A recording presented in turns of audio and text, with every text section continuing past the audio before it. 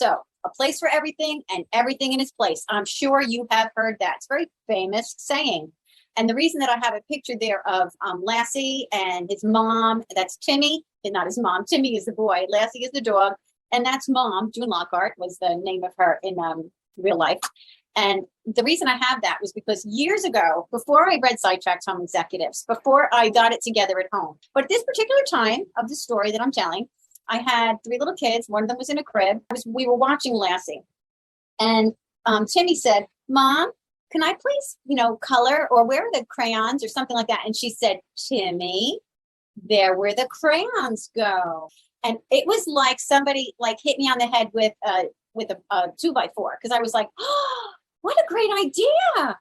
Where the pens go. And I established a spot in my kitchen right there and then with papers and notebooks, and it was in my kitchen. One of the cabinets was completely empty, and I made sure it was low enough so the kids could go and get them themselves.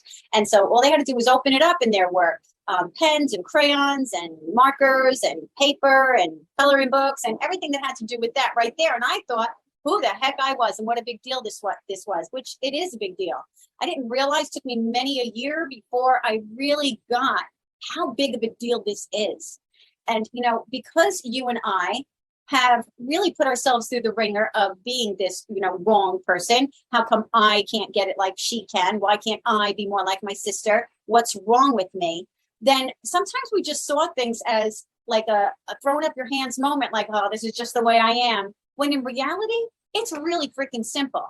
But because it's so simple for the organizationally gifted people, they really didn't think they had to tell us. And we didn't realize that we didn't know. And it goes where it goes.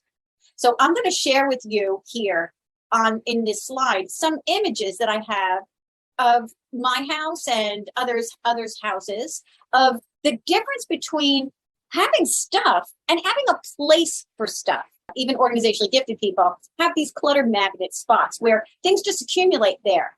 And so what I like to do is let's figure out how we work in certain areas and then make it work there. Just make a place for these things in those areas because that's where they are. And then, of course, there's other things that we just don't have places for. And that goes to the space in our mind, like I said before, where we feel like, well, that's just who I am. It's just because this is the way it is. Yeah, I'm always a mess. And that's really not the case. It's a simple freaking tweak. So now here, it goes where it goes. And as you can see, there are, now the hot spots is another word for clutter magnet, same thing, okay?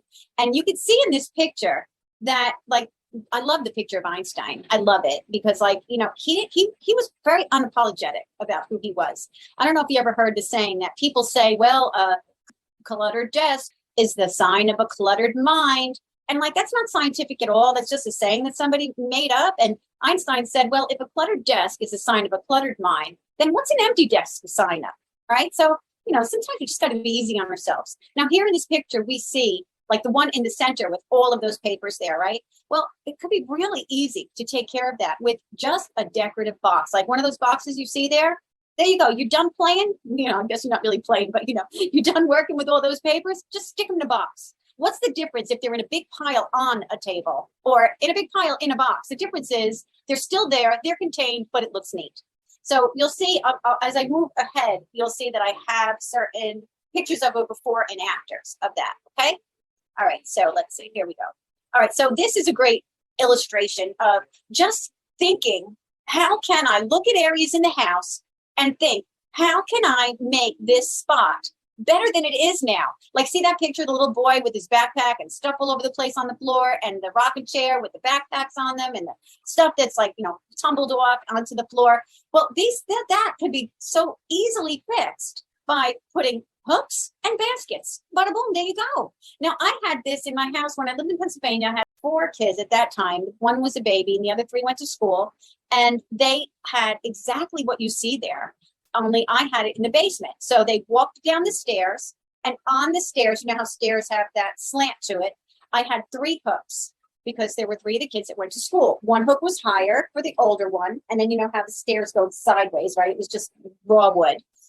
We had a wood burning stove down there. We had a guinea basement. If anybody doesn't know what a guinea basement and you care about it, then just ask me and I'll tell you what a guinea basement is if you don't know. But we had what a guinea basement was. So on the top, I had a hook with a place for them to put their backpack. And, you know, I made sure that it was very secure because backpacks are freaking heavy, but so they were not going anywhere. And underneath each one of those hooks was a basket. In the basket, so that was one kid's, another kid's, another kid's, Katie, Georgie, Mikey. And in the basket is, in the winter, that's where they put their mittens and their gloves, like that. They kind of like always lived in there, that kind of thing. Now, we did live in a community back then, so we had a pool like that we used to go to, and little, you know, summer kind of, you know, whatever it was, you know, clubhouse kind of thing. So I traded that stuff out. They didn't use backpacks anymore, but they did have beach towels, and they did have goggles, and they did have stuff that they played with at the pool. So it just changed out for that. Each kid had that. What a difference it made from having stuff all over to having a place for each of those things. And unless we step back and take a look and ask, how can I make this work? Instead of saying, oh, that's just because I'm a wreck. No, it's not. It's because nobody ever taught us that this is what needs to be done. Now, here is an apartment that I had at one time. And see that basket that you see there? At that time, I used that basket for everything that you see on it. While I was doing a lesson for you guys, and we were doing a coffee talk, and I was getting something in that basket, and I said, you know what? There's so many things in here. It was all kind of like office supplies, pens, and, you know, stuff like that. And so I just took it and I dumped it out on there. And I said, this is a great illustration of it goes where it goes, because there is a place for all of this stuff. Yes, our number one obstacle is too much stuff, but not the too much stuff that we actually need. That is an obstacle of we don't have places for them. So look at the difference, right? Look at the difference in that area. Here it is, a little close-up image of that on obviously a different day because I don't have flowers there. And here's another image of how something could really look like a mess when it doesn't have to. Now, you'll see another space because this is in the same area in my kitchen. And see, that's the same space. This is the same space as that. And the only difference is I made places for things. Like you can't see it, but on the right side of that little desk that I used to sit on, there was a wooden garbage pail, and I put wires in there. That's where I kept wires. To the left side of it, you could barely see it, but I think you'll see it in another image. There is a basket with some notebooks and things in there. Everything here was in this, Everything here was that. So, okay, let's move ahead. So there you go, another spot. That's where you see the basket and the little garbage pail where everything now had a place. Okay, so this again, just images of what is a mess that doesn't have to be. Here's another image of a way to easily make something that is a mess not a mess anymore. Some of the things would go in the medicine cabinet. Other things, just get a makeup band, bada boom. Other things, put them underneath the sink in a basket. Very simple. These are all the same things. Not only does it make everything neat, but also super easy to clean up. When we have stuff all over, even let's just pretend all of that stuff was nicely put on there. You still would have to remove each and every bottle. That's why we don't clean. It's too hard. So if we make it easy on ourselves, I think the next one, this is another example of that.